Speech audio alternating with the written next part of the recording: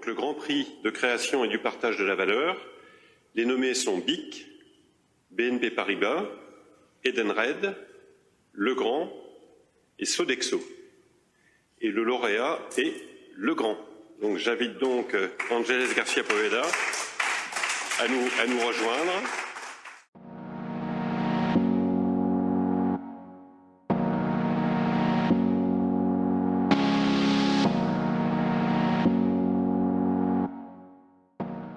Peut-être quelques mots pour expliquer ce qui a motivé le jury pour remettre ce prix à Legrand.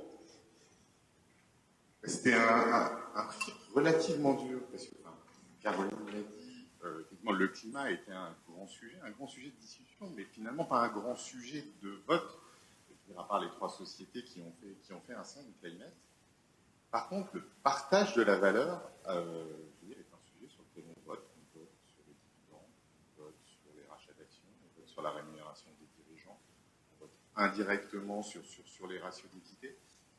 Et quand le jury s'était réuni pour faire ces recommandations, il avait bien vu que, effectivement, on regarde la crise, le sujet de partage de la valeur allait être un des grands sujets des AG.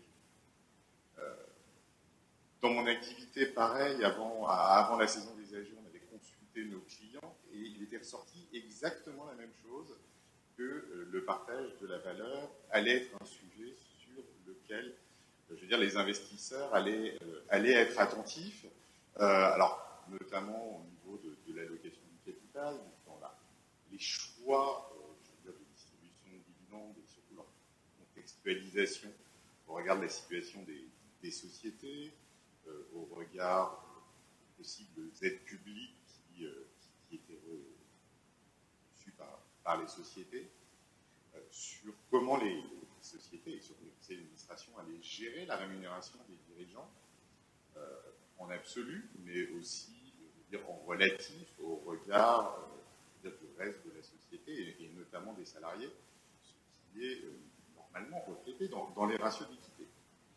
Et honnêtement, cette saison des AG a été une relative déception sur ce sujet-là, parce qu'on en a finalement très peu parlé durant les AG, et malheureusement aussi très peu expliqué dans la documentation qui entoure les AG. Alors, les AG sont courts, on ne peut pas parler de tout, mais même quand on prend, les documents d'enregistrement universel, les brochures de la documentation de une société, c'est des sujets qui sont très peu abordés. Et effectivement, Legrand sort du lot et effectivement a traité ces sujets dans son AG. Et donc je vais citer un certain nombre de points que le jury a trouvé très positifs dans l'AG au niveau de la création et du partage de la valeur. Donc le jury a remarqué effectivement et apprécié la présentation des initiatives conjoncturelles et structurelles de renforcement du modèle d'affaires dans la période de crise, une présentation claire de la création de valeur et des perspectives à moyen terme et la répartition de la valeur ajoutée au bénéfice des différentes parties prenantes, avec un très joli diagramme.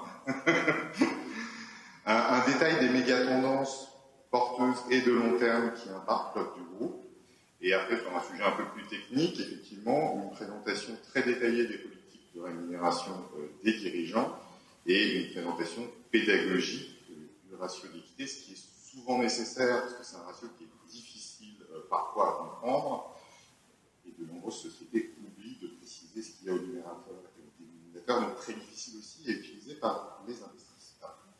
Donc voilà, félicitations pour tout ce travail qui permet effectivement de rencontrer un second. Merci beaucoup Cédric et merci François. Être distingué une fois par l'Institut illumine votre semaine, mais être distingué 2 fois, j'en ai au moins jusqu'en septembre. Merci à vous. Alors peut-être pour lancer le débat, Ángeles, je voudrais vous poser une question. Donc on a la raison d'être, on a l'ESG, on a le partage de la valeur, et beaucoup de sociétés abordent les sujets de façon un peu séquentielle. J'aimerais vous demander, puisque ça fait une dizaine d'années que vous êtes dans le conseil d'administration de Legrand, vous en avez pris la présidence l'an dernier, comment le conseil d'administration assure-t-il l'articulation et la cohérence entre effectivement la raison d'être, entre la politique ESG et le partage de la valeur dans ses différentes dimensions, c'est-à-dire politique de rémunération, politique de dividendes, politique d'achat et de sous-traitance, et aussi sa politique fiscale. Bien sûr. C'est vrai que le sujet du partage de la valeur est présent en fait partout, puisqu'en fait chaque décision que l'on prend au niveau du conseil d'administration a un impact sur l'une des parties de ce joli diagramme dont parlait tout à l'heure, et qui en fait montre surtout beaucoup de cohérence, une autre des valeurs très Legrand, puisqu'en fait au cours de l'histoire du groupe, on observe que ce partage de la valeur est relativement stable au cours du temps. La moitié de cette valeur créée allant vers les employés de Legrand, les 36 000 personnes qui forment ce groupe, un quart allant vers des investissements d'avenir qui sont nécessaires pour construire le Legrand de demain en accord et en cohérence avec ces grandes tendances et ce modèle d'affaires que l'on fait évoluer et qu'on renforce au cours du temps.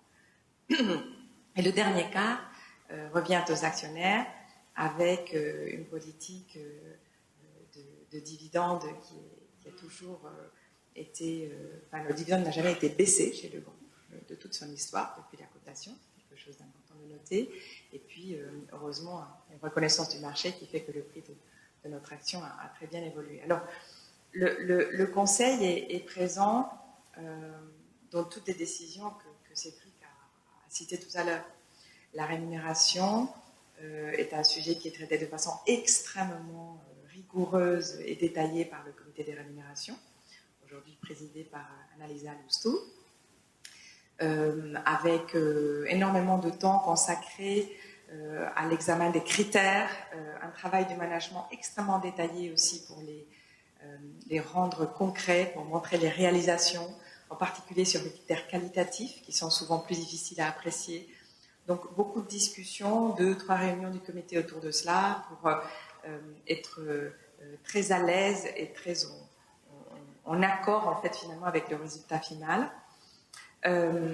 Ceci est possible aussi, il faut le signaler, grâce à une attitude du management chez Legrand qui a toujours été absolument exemplaire. Et je reviens au sujet de culture et de partie immergée de l'iceberg. Si on n'a pas un management qui est prêt à jouer le jeu, qui a ces notions de responsabilité très imbriquées de façon très profonde, on a plus de mal à faire ces choses-là. C'est plus facile de gérer ça au sein du conseil de façon responsable quand on est en accord là-dessus. It takes two to tango, comme disent les Anglais. Les sujets de dividendes aussi, sur lesquels on discutait tout à l'heure et sur lesquels le conseil s'exprime, avec toujours cette notion d'équilibre, de ne pas être trop ambitieux, de garder de la mesure en fait. Et dans toutes ces décisions, je crois que ce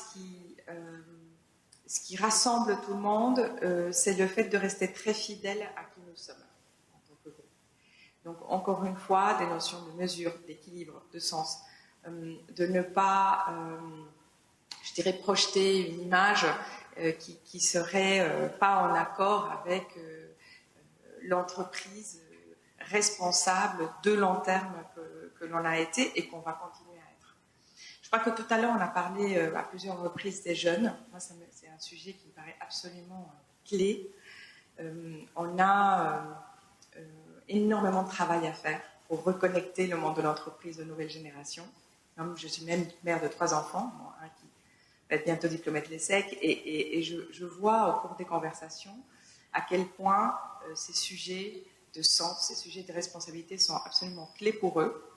Ils se demandent d'ailleurs comment est-ce que nous le vivons au sein des COMEX, au sein des conseils d'administration, comment ceci est présent. Et je pense que si on a comme objectif, comme boussole, d'en attirer le plus possible et de rendre le monde de l'entreprise désirable pour ces jeunes qui ne comprennent pas pourquoi ces deux mondes sont déconnectés, je crois qu'on ne peut pas se tromper de chemin. Est-ce qu'il y a des questions dans la salle ?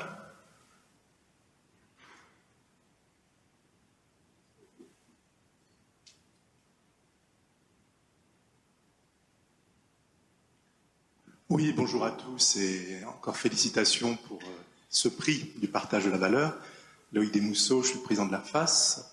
Nous entendions tous, monsieur le gouverneur nous rappeler dans son allocution d'introduction, je dirais qu'il y avait encore beaucoup de travail à réaliser sur les critères S et G, là où l'accent est beaucoup mis sur le E de l'environnement. Parmi les critères du S, il me semble que le partage de la valeur et tous les outils offerts aux entreprises, au-delà de la rémunération, on peut parler d'intéressement, on peut penser aussi à l'association des salariés au capital de l'entreprise sur le long terme, qui est une manière intelligente, lorsqu'il y a création de valeur dans une entreprise, et c'est le cas chez Legrand, on s'en réjouit, de pouvoir également associer les salariés à ce partage.